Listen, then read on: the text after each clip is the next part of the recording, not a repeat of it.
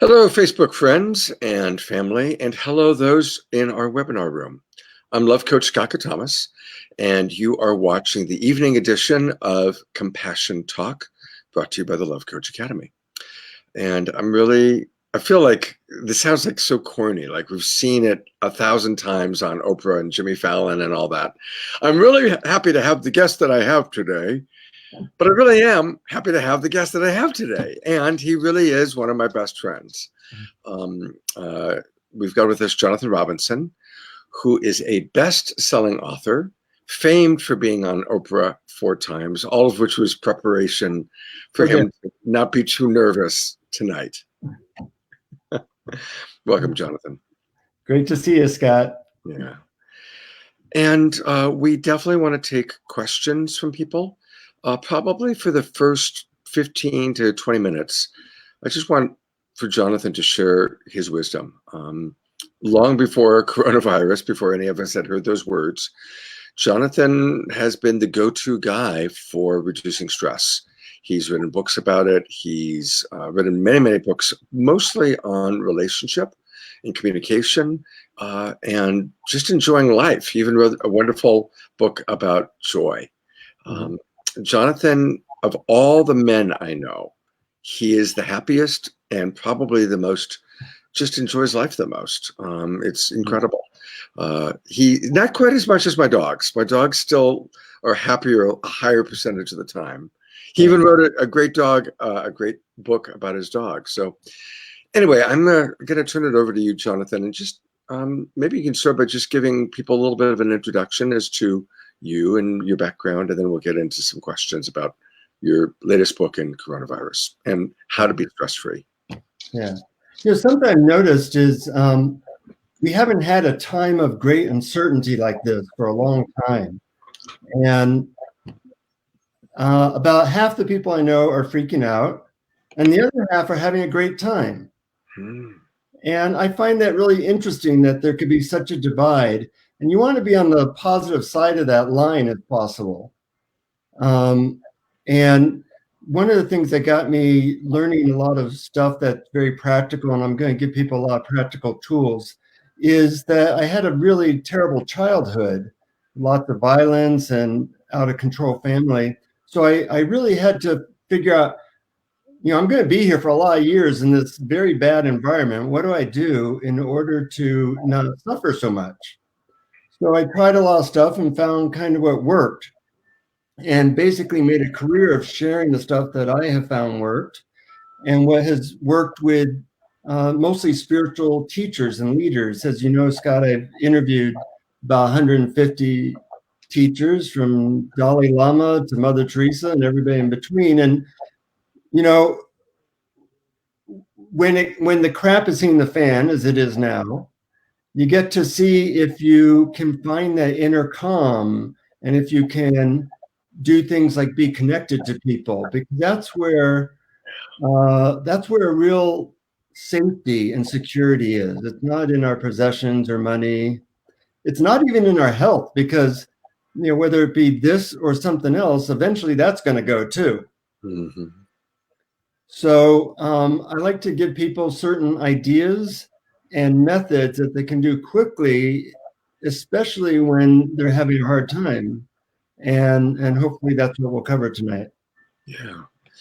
So just before we go into that, a little bit more about your background and kind of your evolution from growing up in a classic dysfunctional family to being, according to Scott Thomas, the happiest man I know.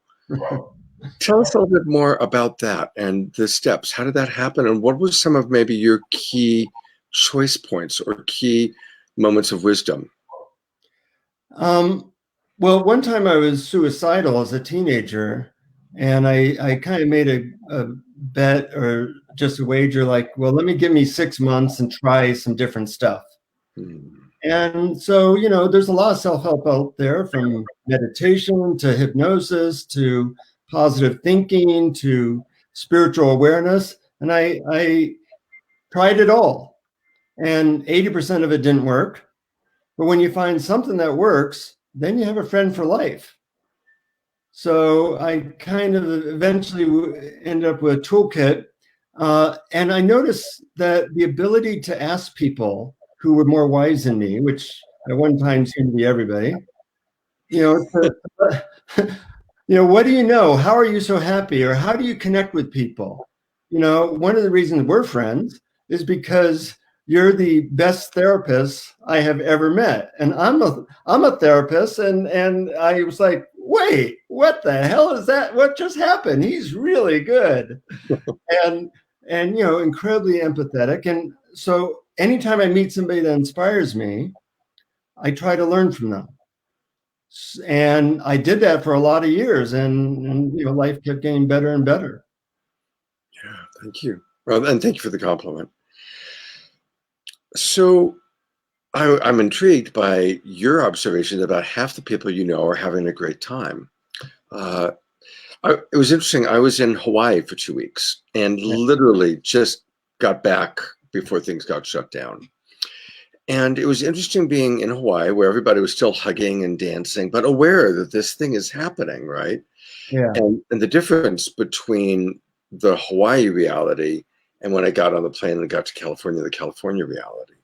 Yeah. And then I think about what it must be like in New York or Seattle or Italy, right? Where the health challenge is really hit.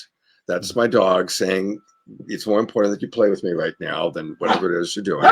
Hey, not now, not now. I love how both dogs and this virus interrupt our plans. Hey, no, it's not happening. It's not happening now. This is Boobly, the other one, and he's like in his, okay, I want to play mode, and it's not going to happen. But we all need to be like our dogs. So actually, I need to shift for a moment. Tell us about your book, about what you learned from your dog. Well, the book is called Conversations with Dog instead of Conversations with God. And, I noticed, like you, my dog is like one of the happiest beings I've ever seen. And I wondered what it would be like if she were trying to teach me how to be as happy as she is. Mm-hmm. And there's a lot of lessons in there. And it's really heartwarming story. So it's not just a self-help book, it's a story. It has a plot. And I almost like imagined at first what she would say. And then it actually started to become very real to me. Like, she'd be looking at me like, what's your problem? Why aren't we playing now? Why are you complaining? There's nothing wrong here. I'm available. You're available. Let's go for it, So it has a lot of lessons, but it's also a really beautiful story. And dogs are great at love. So that's, once again, like, if you want to know about happiness, find a happy person. If you want to know about love, find a dog or somebody who knows about love. And dogs are really great at it. Yeah. So, it's interesting, just on a side note, for many years, I produced television. And one of the most interesting people that I met was my favorite author at the time, Richard Bach. And he's probably most famous for writing Jonathan Livingston Seagull. And what you described right now is what he said. He said that absolutely there was this seagull that kept landing and the seagull really told him this story. Uh-huh. And what was interesting was he was making his living at the time as a barnstorming pilot. He had like a old-fashioned airplane that'd take people for rides in. And so he writes the book, puts it out there, and this is before we had the internet, obviously. And so he's off barnstorming and comes back to find out 3 months later that his book's this gigantic best-selling novel that everybody's buying it. And all this money's coming into him. Yeah. And he felt so guilty that it wasn't his story, that, he just channeled it, that he like went through a phase where he was blowing through the money because he didn't feel like he had earned it or deserved it. And finally, he went to see a very famous channel at the time, a woman named Jane Roberts. She wrote the Seth books. So he goes to visit Jane Roberts. And Seth, who was like his really cool channel, I love the Jane Roberts books, the Seth books, said, the truth is everything is channeled. There's only one source of knowledge and wisdom, but it took your unique creative mind and your unique belief crazy as it may be, to believe that this bird was talking to you. And it took all of the unique qualities of you to put it on paper, to listen, to trust, and to deny your involvement would be to deny God itself, you know. Yeah. I haven't thought of that story, but he shared it with me. And so you're in good company there. Yeah. I also feel like everybody has a unique gift, and your mission in life, should you decide to accept it, is to let that gift out. It might be writing, it might be dancing, it might be your therapy, Scott, and communication skill. And as you use that gift to help people, you feel better. Even in this crisis, the friends of mine who are doing really well have some way that they're helping people. Shh, no. And that's one of the ways to deal with stress is we spend all our time thinking about ourselves, but when you start focusing on your connection to other people and helping them, a lot of your personal stress goes away. Absolutely.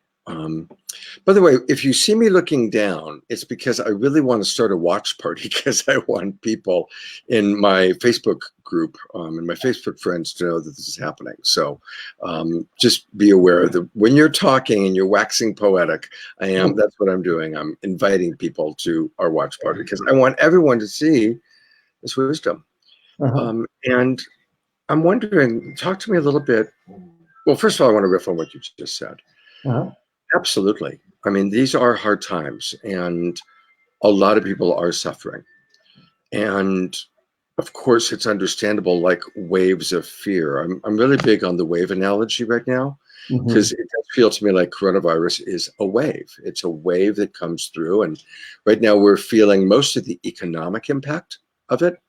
I don't think many of us, at least watching here, have felt the health impact yet. But that's probably going to come next. There's the economic impact, then the isolation and social distancing impact, and hopefully I'm wrong, but probably next will be the actual health impact. People we know are getting sick, people we know are going through it. And likewise, I'm noticing within myself and the people that I'm counseling and coaching and working with, there are these waves of feelings, and they really range. There's one moment hopelessness, a next moment kind of, hey, I feel more connected to my dogs or my friends or my lover or my family than ever before. I had somebody who's a close friend reach out to me today, and she said, God, I just was thinking so much about you, and I wanted to make sure you know how much I love you and care about you, And so I think that's happening for a lot of people. So there's these waves of feelings, and you might recall that in Love Coach Academy, one of our mottos is all emotions are welcome. All emotions are welcome. That being said, what's your advice about finding that balance of allowing ourselves to feel whatever is going on for us, not staying stuck in uncomfortable feelings, but also not spiritually bypassing them? What's kind of your take on that? Well, I think people fall into two categories: those who tend to either spiritually bypass or not feel their feelings, and those people who can wallow in uncomfortable feelings. So whichever side of that formula you're on, I would suggest lean into the other side. Like, I tend towards spiritual bypassing and distraction. So I'm trying to really feel the gravity of this situation, feeling people suffering, and also feeling the joy of the whole world being shaken up. And that creates, like what you said, we start to realize that, gee, I really love people. I was so caught up in making money and such that I forgot how important people and life is, and the world, and and God, or our connection to spirit. So I'm allowing those feelings, those waves, to wash over me, because I might, instead just get busy or spiritual bypass. For the people who are wallowing in things like anxiety and depression, I say welcome it, but then learn ways to go beyond it. those people, I think, need to practice the 4 C's. The 4 C's are: learn ways to get into your inner calm, practice connection with other people, because that helps, practice a spiritual connection, if you have one, or focus on that. And then also, what can you do to feel more in control? Like setting short-term goals for the day. All those things, routines, goals for the day, if you're not working, those can help. So the people who tend to get stuck in uncomfortable feelings have an opportunity to go to the gymnasium of life and work out these 4 C's. Now, if you're lazy like me, you never go to the gym unless you kind of have to. I went to learn this stuff. I tell people I'm very glad about my childhood, because unless it was as bad as it was, I wouldn't have ever learned this stuff. Suffering usually gets people motivated to learn new stuff. I'm muting while you talk because my dogs are playing now. They gave up on me, so they're playing with each other. That reminds me of a quick story. One time I was talking to Jack Canfield, wrote Chicken Soup for the Soul books. And, it was a really big interview. And while I'm interviewing him, my dog had a little squeaky toy. It was a duck that would go quack, quack, quack, quack, quack. And every time he tried to say something, my dog would go quack, quack, quack, quack, quack. That was the whole interview. We both ended up laughing the whole time. Yeah, that's great. That's great. And I believe that I played a small role in you having a second dog, if I recall correctly. A very big role. In fact, I will show you the picture of my new dog. This is what he looks like.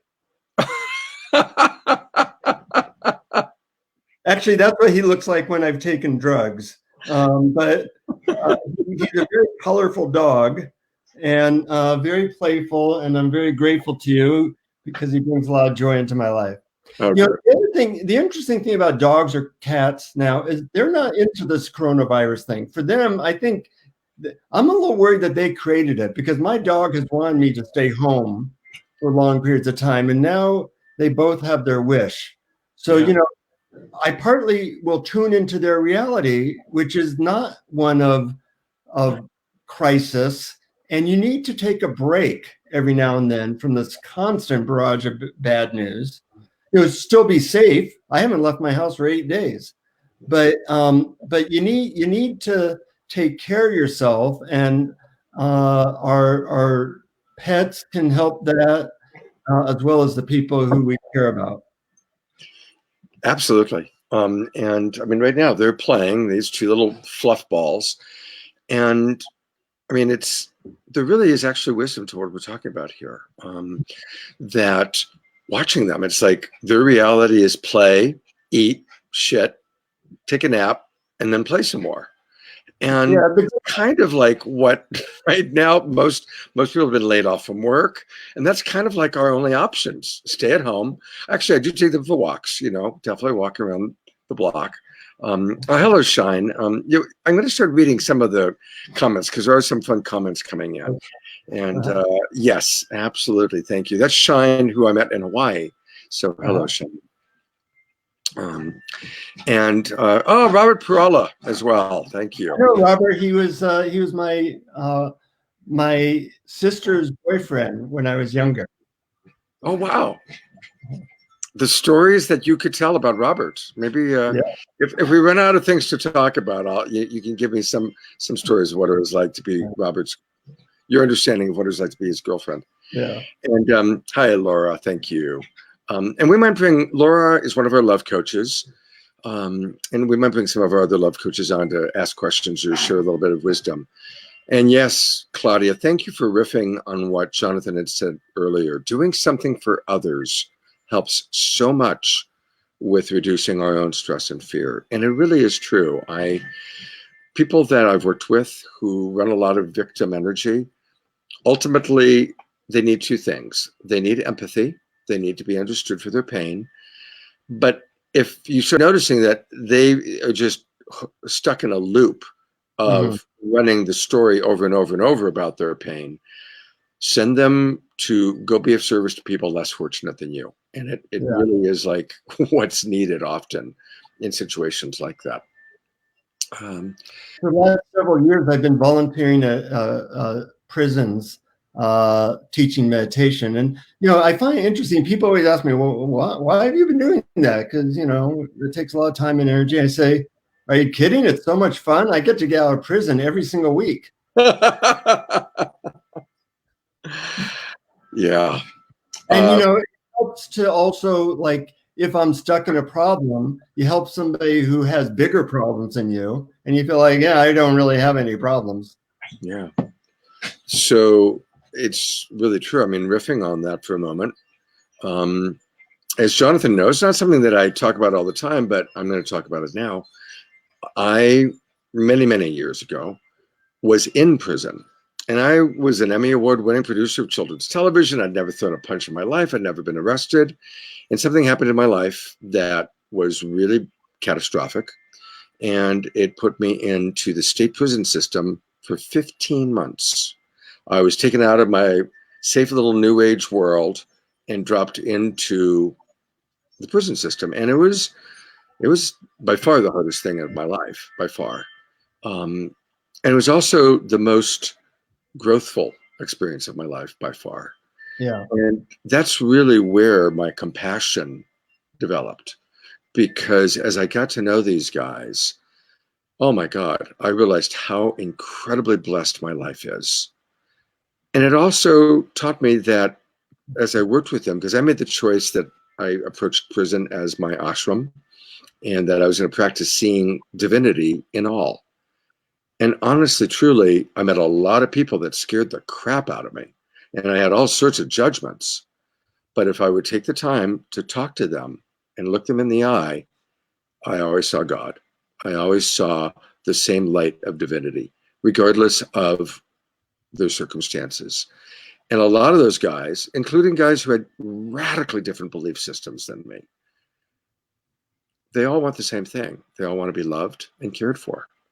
And it really helped me to manage my relationship to anger, because before prison, I judged people who were angry because I'm not someone who runs a lot of anger. My parents never fought. They just quietly got divorced when I was 10. And I grew up in a household where anger was not part of it. So I grew up not being an angry person. And so I judged people that were angry as being less than me, less spiritually evolved. And in prison, they're all pissed off all the time, understandably, because they have so many needs that are not being met. And it was around the time that I was just really learning and teaching Marshall Rosenberg's work that underneath all emotions, including our uncomfortable ones, are unmet needs. And oh my God, of course these guys are pissed off all the time. So many of their most important needs are not being met. And so I just want to bring that back to now and us and coronavirus, that look, if you're extra edgy and stressed, of course, a lot of the people watching this have lost their jobs, have tremendous economic uncertainty, maybe health uncertainty, social distancing. So a lot of our needs for safety, reliability, comfort are being challenged. And so we're going to have uncomfortable feelings, anger, fear, uh, confusion, overwhelm. These are going to be a lot of common feelings that we're going to experience. And the people that we might be cooped up in a house or an apartment with might be experiencing. So that's where we need to be extra compassionate for ourselves and for the people around us, that if they are feeling stressed, if you are feeling stressed and you are behaving sometimes in ways that are not at your highest, or the people around you are behaving in ways that are not the way you especially like, let's just have as much compassion as possible for the stress that they're under. Yeah. End of my little sermon there. And I'm going to turn it over to Jonathan to talk about what he's the expert at, how to manage stress. Yeah, the methods there's a lot of methods, obviously, and I want to just encourage people to do any method that works for them. You might be somebody who likes to take baths, or somebody who likes to scream to loud rock music, or somebody who likes to meditate, or somebody does Tai Chi or yoga. Well, start a routine of that, because now's the time to do it. I kind of specialize in methods that take 2 minutes or less that are extremely effective, because that way there's no excuse to say I don't have the time or whatever. And so let me give a method or two like that. One of the things I found that's very useful, if you look at dogs, when they're upset, one of the things that they do, and this is true of kids too, is they shake. They shake, and a dog will like go like that. And in 10 seconds, they feel better. I had one of my dogs was bit by another dog, and it was very scary. She was traumatized, and she spent like a minute and a half shaking, and then she was fine. And I go, wow, that's why there's no dog psychotherapists. They don't need them. So just shaking your body, out like this, moving your hands, your arms, just your head, and if you need be, screaming while you're doing that is also really good. And you do that for like a minute or two, you will feel a lot better, because a lot of that stuck energy, which you're pissed off, or you have cabin fever, or you're afraid, you can literally shake it out. And so I'd recommend that as a simple thing to do. And some of these methods, if you find them, the first time you do it, you feel like an idiot, you feel funny. But if it works for you, then you say, well, that was great. Let's keep doing that. But I want to guide people in like a 90-second guided meditation. Cool. Just before you do that, I just want to acknowledge I do that also. Honestly, I get on my bed and I shake and I shiver and I dance and I quiver when I'm wanting to move energy. And although I am primarily a talk therapy style coach, it's also been proven that talk therapy cannot alleviate PTSD. We have to sound and movement. It's stored, our pain, our trauma is stored in the cells in such a way that it actually requires what he just said, shaking, shivering with voice. And honestly, just let your body will know what to do. Just let your body take over, and whatever sounds come out, come out. And I have found that to be really, really helpful. And thank you, Jonathan, because you're the person who first turned me onto that a few years ago. Really? Yeah. That's great. And I know that sometimes you use like a rebounder, like a trampoline. Yeah, I have my little rebounder out on my deck, and I bounce up and down and look at the lake. But if you don't have that, one of the things you can do is bounce up and down on your toes. And what happens is you're moving your lymph system, and we need the best immunity possible nowadays to avoid this virus, or if you get it, to help with the virus. And bouncing up and down on your toes for like 2 minutes gets your lymph system moving, and that boosts your immunity. So it's a very practical thing you can do at home, and it doesn't even require any equipment. So that's one thing. But another thing, I'm going to guide people on a 2-minute love meditation. And you being the love coach, this is a really great meditation. And the prerequisite for this meditation is that you think of a person or an animal that you have great affection for. It could be a baby, it could be a cat, a dog, whatever. And if you have a nickname for this being, that's even better. I have 2 dogs, and I have about 20 nicknames for each of them. But one of my dogs named Sophie, but I call her Soapster. And anytime I think the name Soapster, it just makes me smile. It makes my heart kind of blossom. So if you have a nickname for a loved one, that's particularly useful. But if you can, I'd like you to close your eyes just for the minute and a half it takes to do this little thing, this little meditation. And begin by just feeling your heart, feeling the center of your chest. And just imagine that you can take a breath in and out of the center of your chest.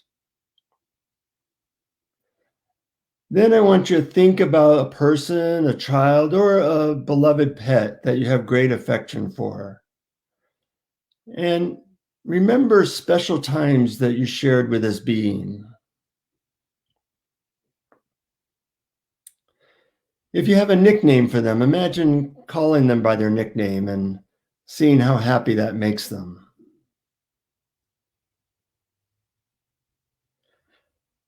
Think of how grateful you are for having this being in your life and just allow yourself to open to that heart-to-heart connection.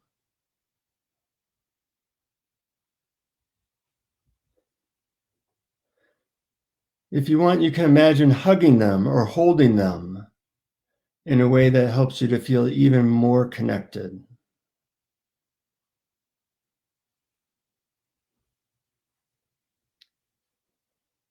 Imagine telling them how much you love them and seeing how happy that makes them, the look on their face.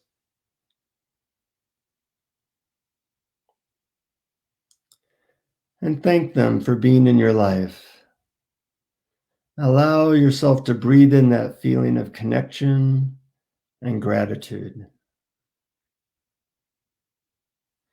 And when you're ready, take your time. You can just slowly come back to the room you're in and slowly begin to open your eyes.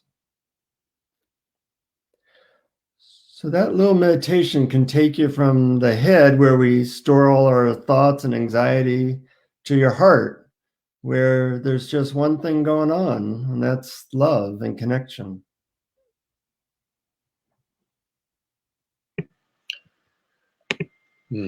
Thank you. Thank you.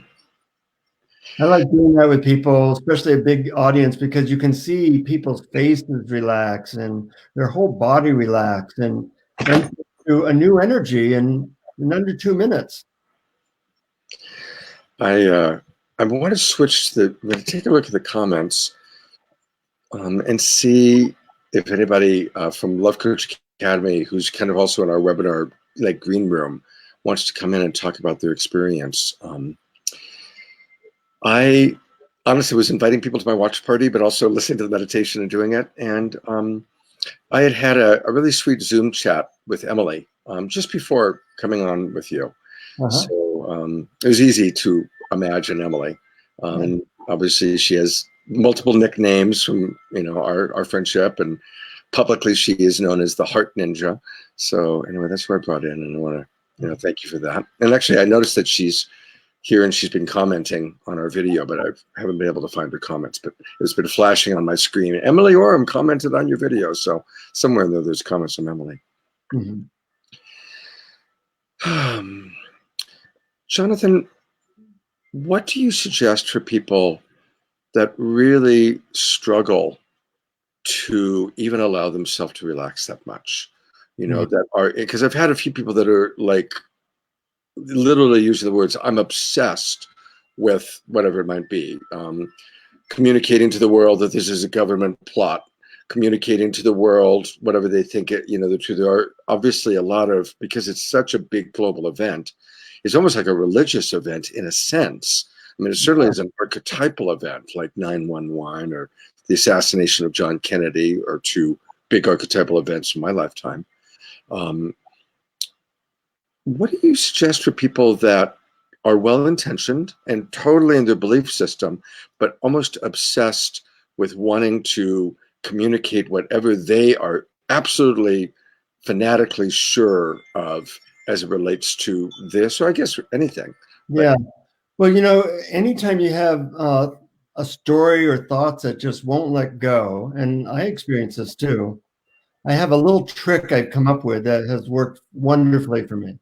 I'll tell you a brief story. Many years ago, with my first book, I couldn't find a publisher, and I worked on this book for a year, couldn't find a publisher. I'm obsessed, like I can't get this, and so I go to the desert and with my girlfriend, and I'm just obsessively thinking, that I wasted a year and all this money, and she says, well, can you just let go of this for like 5 minutes?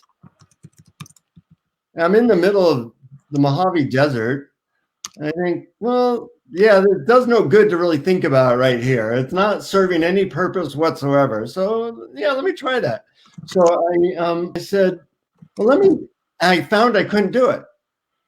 So I then let it be. Can I let go of it for 30 seconds?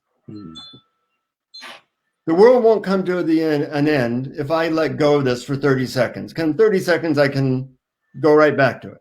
And so I just kept on thinking, well, let me just let go of it for 30 seconds and find peace for 30 seconds.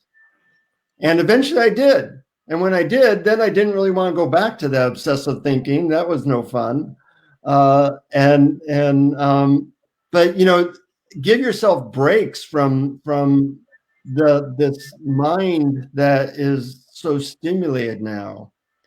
And even taking those breaks will allow you to be more effective in the world, whether to communicate something about the virus or whatever needs to be done. If you're obsessively thinking about stuff, it actually makes you pretty ineffective as either a communicator or a contributor. So allow those breaks, even if it's just 30 seconds here and there. And that question, could I let go of it for 30 seconds? Could I let go a little bit more? Yeah. Thank you for that. That's really important. Kind of a suggestion I make, similar to people that worry, is I'll take out a dollar bill and I'll ask them if they have a match or a lighter, and I'll light it on fire. And it's like, oh my God, you're watching a dollar bill burn up. And if I really want to make a big impression, I'll use a larger denomination. Yeah. I say, that's what worrying is. I want you to visually remember that. Worrying is absolutely burning up something, and you're burning up something of value that is gone. And it's just, you're trashing it. And that is our time. Our precious time in this body temple is valuable. Our day is valuable. And so if you're worrying, what are you worrying about? And kind of back to your 4 C's. It's great that you care about it, right? Embrace the beauty of your care, whatever it is. You're worried about your mother or your job or whatever it is. It's beautiful that you care. Set aside time that you honestly can do something about it, right? If it's something that you actually can take action, if there's something you can do, set aside time during the day where you can make the phone calls or do whatever it is to help alleviate the care or the worry. But you certainly can't do anything about it lying in bed at 3 o'clock in the morning. You can't do anything about it then. All you're doing is you're burning up money. You're burning up time. You're burning up your energy, and you're dissipating. And as we now know, worry creates a response where the brain then secretes chemicals that are not healthy for us. So learning how to manage worry is really important. So your technique, what I just mentioned, a good meditation tape, finding ways to give, because we have to give the mind something to do, right? Yeah. Actually, I have a really great method that's worked for a lot of people. I can guide them through it. Scott, but your listeners probably don't know, I do a podcast called Awareness Explorers. Oh yeah, tell us about that. I made a note to ask you about it. Well, I largely interview spiritual leaders in the world, Byron Katie, Adyashanti, people like that. And I'm asking them for their best methods, because they're doing this all the time and they get to deal with tens of thousands of people. And they say, oh, well, this method seems to work really well for hundreds of thousands of people. I want that method. So Adyashanti gave me a method because I asked him about, how do you interrupt worry? And I love the simplicity of this method. And people can experience it in a minute. You can do it with your eyes open, eyes closed, it doesn't matter. So wherever you're at, you're probably aware of, well, notice what you're aware of. What are you aware of? Are you aware of your body? Are you aware of your thoughts? Let's say you're obsessively thinking about the virus. Pretty popular nowadays. Okay, so you're aware. There's thinking about the virus or whatever story you got going in your head, and there's your awareness of thinking about the virus. Okay, what else can you be aware of? Well, feel your seat on your chair or couch. So there's sensations in your body, plus there's thoughts, plus there's awareness of sensations and thoughts. Be aware of the sensations. Be aware of the thoughts. Be aware that you're aware of both of them. Then notice that there's sounds. There's the sound of my voice. There's probably sounds where you are. There's sensations. There's sounds. There's thoughts. And there's awareness of all those things. And then there's visual. Even if your eyes are closed, there's some light coming in. So notice that there's some visual. There's some sounds. Include the fact that there's sensations. Include that there's thoughts going through your awareness. Include the fact that you're aware of all these things. As you notice all these different sensory inputs that are happening in this moment, your mind can quiet a little bit because it's not the only thing going on. As you include more and more things in your awareness, the thoughts become less and less. So that can be helpful. I have a little demonstration I like to do with people. If I may, I'm going to pull out a piece of paper here. And would you like me to, first off, we're getting a lot of comments, and I just want to acknowledge Deborah Haviland, Robert Perala, Diane, Cecile for all their comments, and a lot of real positive responses to the meditation that just happened. So Great. thank you, everybody. Thank you, Adyashanti, for that. And there's where people can get your podcast, Awareness Explorers. On iTunes or wherever, Google Play, all those things, or they can go to the website where we have 30 guided meditations for free from these spiritual leaders. And I'd love for you to just, for a moment, before you go into the next practice, go ahead and brag a little bit. Tell us some of the spiritual leaders to get us excited. It's okay. I'm giving you permission to brag about the cool people you've interviewed. I've interviewed Dalai Lama, Mother Teresa when she was alive, Ram Dass, Deepak Chopra, Byron Katie, Adyashanti, Marianne Williamson, Louise Hay. It's about 130 of them, so I'm not sure if I can come up with a full list. That's quite a list of amazing people. Absolutely. Yeah. But here's a little demonstration that people like, and it is helpful. Imagine that whatever your biggest problem or thought obsession is now, it's like this black dot on this page. There you go. See that black dot? Yep. That represents your biggest problem. Okay? So, but people have a relationship with that black dot. And for most people, their relationship is a little bit like this. Oh my God, it's black as far as I can see. All I can see is nothing but darkness here, and it goes on forever. There's no white whatsoever. But you get a couple feet from your black dot, you get to see that there's other things. There's white around it. There's sensations. There's sound. There's beauty in the world, and there's the black dot. Beautiful, beautiful. I'm going to bring in a couple of our love coaches to ask you questions and for you to interact with. So we're going to bring in Daniel from Hawaii, and Laura Eldridge, and Paul McFarlane. These are all people in Love Coach Academy. And all, by the way, amazing coaches in their own right. So I'd love to just maybe ask each of you, maybe if you could share for a minute, what has especially touched you so far, from Jonathan? What have you heard today that has impacted you that you'd be willing to kind of riff on or share? Paul, or Laura? Laura's ready to go, and then Paul. Okay. Hi, guys. Thank you so much, Jonathan.